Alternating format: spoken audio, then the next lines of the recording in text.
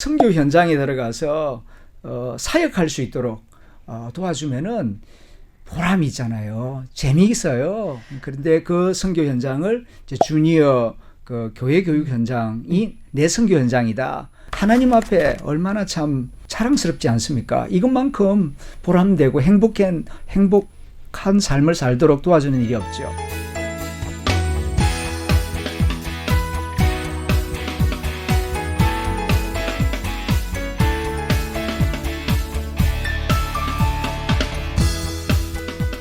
대구 기독교의 모든 이야기가 모이는 곳 당찬 5일장이 열렸습니다.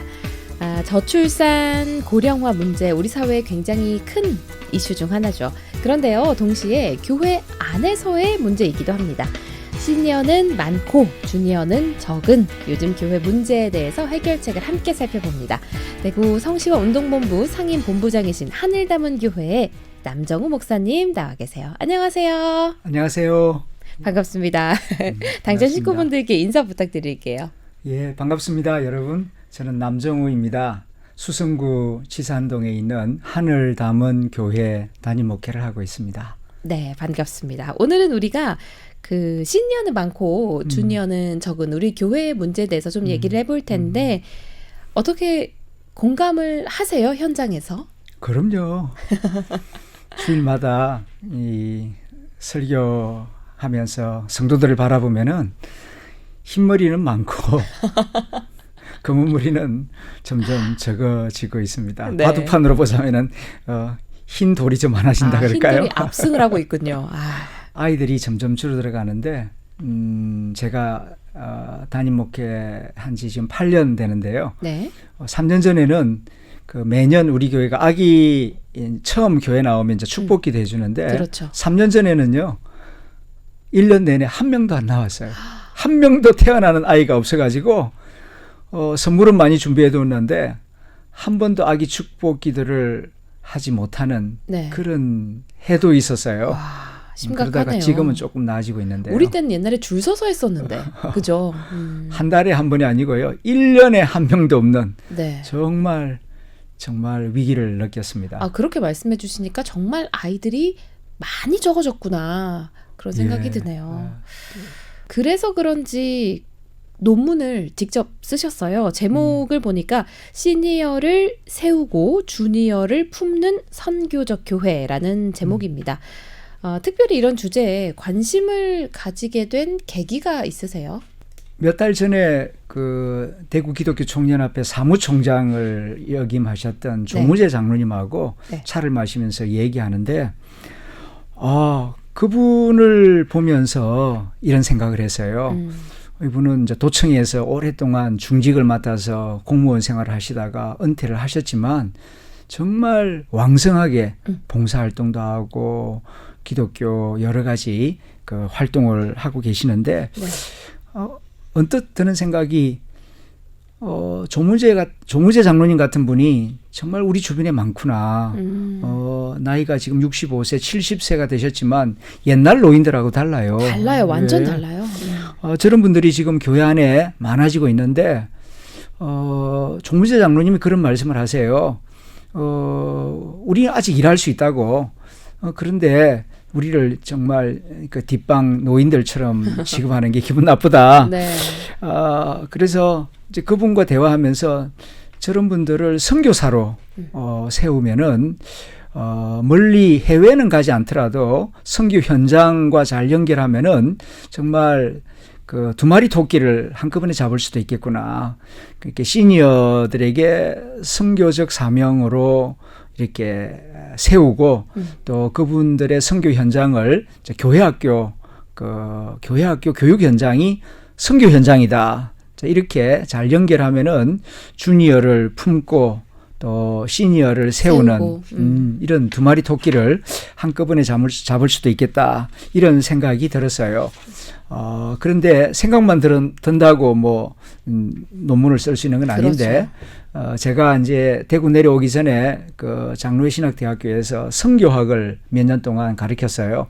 이제 그때에 읽고 가르쳤던 그 선교학자 이제 레슬리 뉴비긴의 글이 다시 생각나면서 이제 집에 와서 그분의 글을 이제 읽다 보니까 이 시니어를 세우고 주니어를 품는 이 아이디어를 이제 구체화할 수 있겠다 하는 그런 생각이 들어서 저 논문을 썼고 또 그 논문을 그 대구 성시화가 발표할 수 있는 그런 기회 자리를 만들어 주셨어요.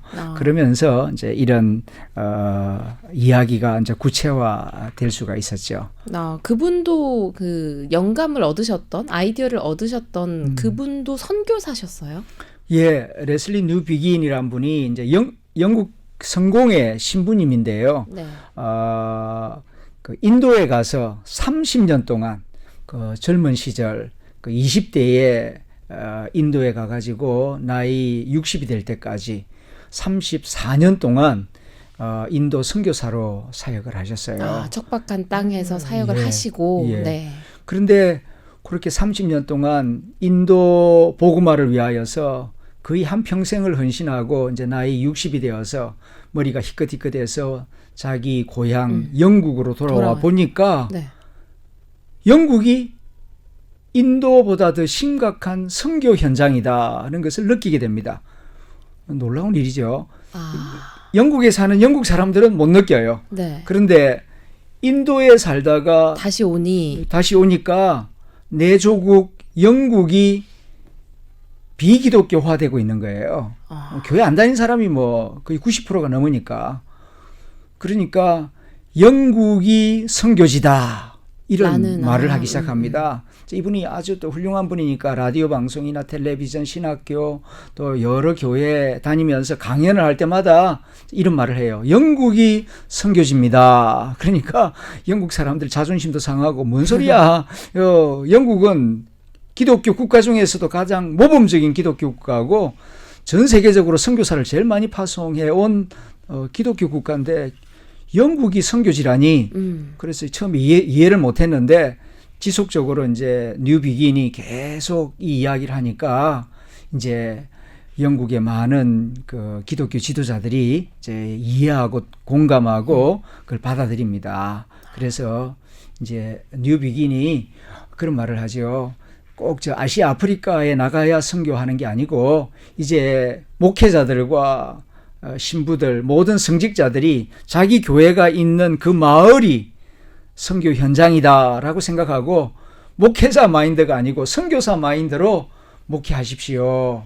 이제 이런 말들을 하는데 그게 이제 어필하기 시작하죠. 네. 그리고 나중에 이게 이제 미국으로, 호주로, 그다음에 뉴질랜드로 이제 확산되어 나갔고, 그다음에 우리나라에까지 이제 들어와서 소위 말하는 선교적 교회론이라고 하는 그런 선교학 이론이 정립되었고 지금 신학교에서 많은 분들이 가르치고 있습니다. 네, 참 우리나라랑 크게 상황이 다르지 않은 것 같고, 우리도 왜 어른들은 교회가 위기다라고 하면 위기는 무슨 위기냐 이렇게 기독교 신자들이 많고 옛날 생각을 많이 하시는데 실제로 진짜 어린 아이들은 정말 많이 줄었거든요. 그럼요. 네, 그래서 정말 주니어를 품고 주니어를 세우는 그런 아이디어가 조금 더 구체화되어야 되지 않나라는 생각을 해봅니다. 제가 논문을 살펴보니까 크게 두 가지예요. 시니어를 세우고 주니어를 품는다. 네. 먼저 시니어를 세운다. 어떤 뜻이고 또 어떻게 해야 되는 건지 궁금합니다. 시니어를 세운다 하는 의미는요, 이제 선교사로 세운다 이제 그런 뜻이에요. 네. 이제 일반적으로 이제 시니어하면 이제 65세 어른들을 이제 의미하는데 교회 안에 이제 시니어들 숫자가 점점점 많아지고 있죠. 그런데 시니어를 섬긴다 할 때에 주로 지금까지는 복지적인 관점에서 이제 시니어를 섬기고 세우는데 관심이 많았습니다. 그러니까 뭐 경로대학을 연다, 효도관공을 시켜드린다, 네. 뭐 식사를 대접해드린다, 맞아요. 이런 것들이 주로 이제 시니어를 섬기고 세우는 사역으로 이해해 왔는데 시니어가 옛날 시니어가 아니에요. 아닙니다. 정말 옛날에는 아니에요. 65세 하면은 뭐 정말 연약한 노인이었는데 지금은 65세 어른들이 신중년이라고 부르거든요. 건강해요. 제가 보기엔 신중년을 넘어선 꽃중년들이세요. 맞아요. 그래서 정말 그 의욕이 넘치고 또 재력도 있어요. 그래서 뭐 전문직에 종사하시던 분들 여유도 좀 연금도 있으시고. 받고 그 이제 자녀들 다 독립했기 때문에 돈 쓸 일도 별로 없어요. 그거 성교비로 쓰면은 굉장한 그 잠재 능력을 가지고 있어요. 또 전문 지식이 있죠. 자기 분야에 한평생 일해온 어떤 전문 분야들이 있고요. 연륜도 있으시고. 맞아요. 연륜도 있고 지혜도 있고 지식도 있고 그것을 가지고 약수터에 오르내릴 게 아니고요. 약수터에 오르내릴 게 아니고 이 선교 현장에 들어가서 사역할 수 있도록 도와주면은 보람이 있잖아요. 재미있어요. 그게 시니어를 세우는 거다. 맞아요. 이런 예, 말씀이시죠. 그런데 그 선교 현장을 이제 주니어 그 교회 교육 현장이 내 선교 현장이다. 선교사로 일해 보면은요 좀 힘은 들어요. 그런데 어차피 우리가 다 나그네잖아요.